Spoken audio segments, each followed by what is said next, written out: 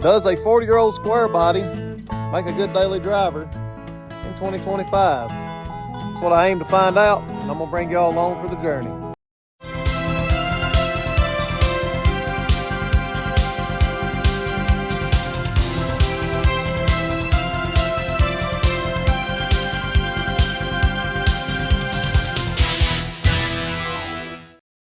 So this is part one of a series I'm going to do on this old truck.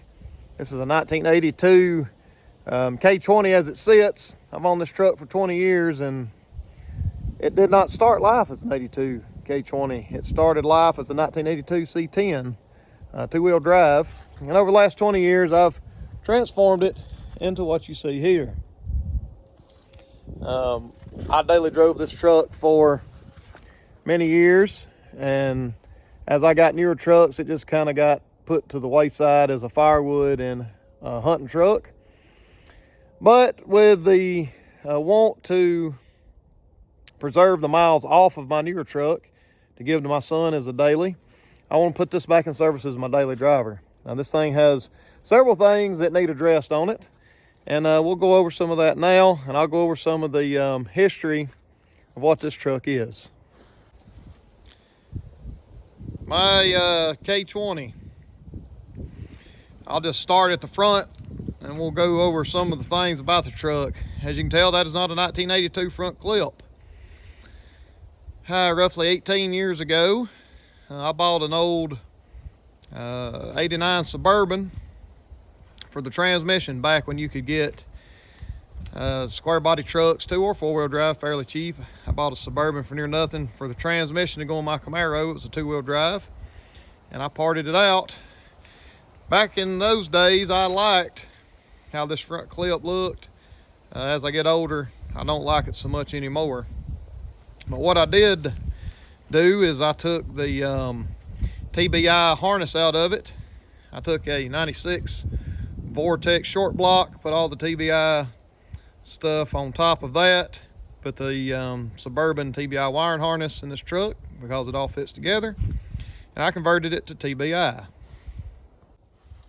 As you can see, it's just your typical TBI setup. It seems to run okay with the Vortex cam. It has a little more duration, and the lobe separation angle is a little more, but for the most part, it runs pretty good. Believe it or not, this truck gets roughly 16 miles a gallon back and forth to work, what I've been driving the past few weeks and checking it, with 373 gears and a 4-speed. Air conditioning all works, and that's your typical Suburban AC lines and everything. So the 89 K5 Blazer, Suburbans, all that stuff will go right into a pickup truck. It all fits just like it's supposed to.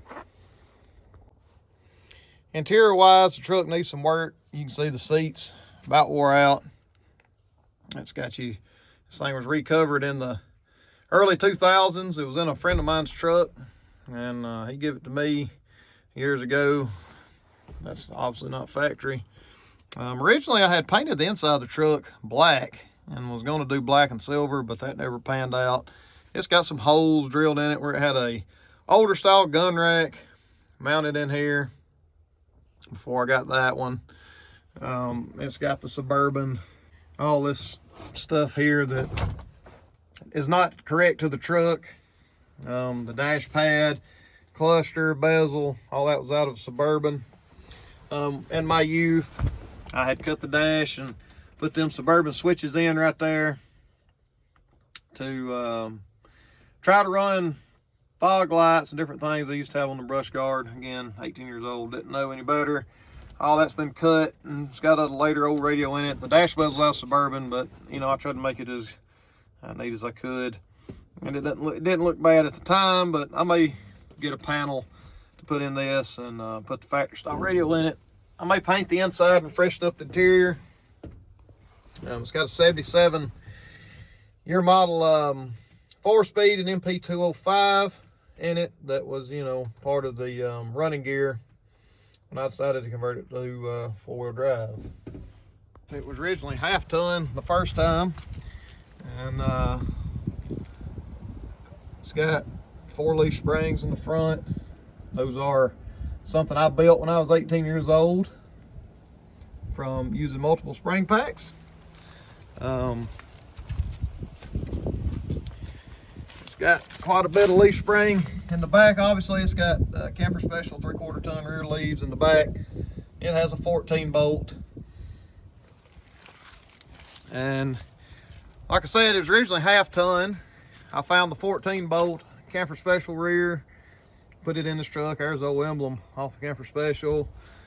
I found a set of 8 lug hubs and put them on the corporate 10, and I changed the front gears to match the rear. It does have 373 gears.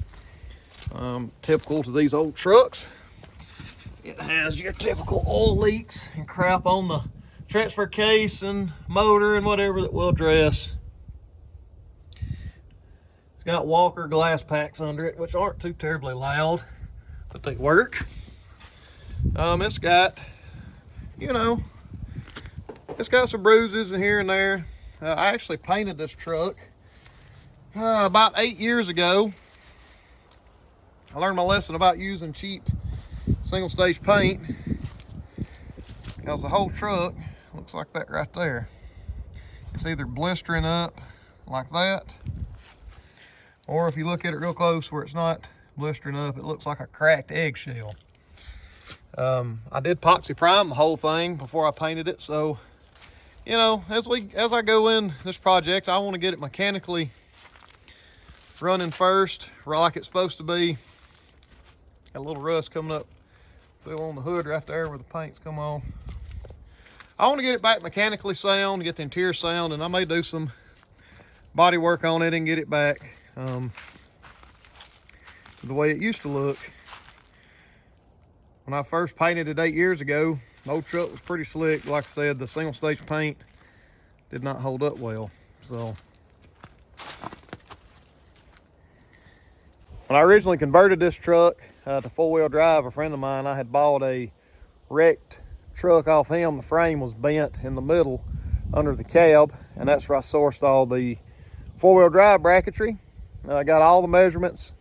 I've still got papers I printed out years and years ago with the frame specs for these old trucks, and me and a buddy of mine and my daddy, we measured and drilled, and like I said, Fastenal at that time, you could buy bolts by the pounds that were cheap.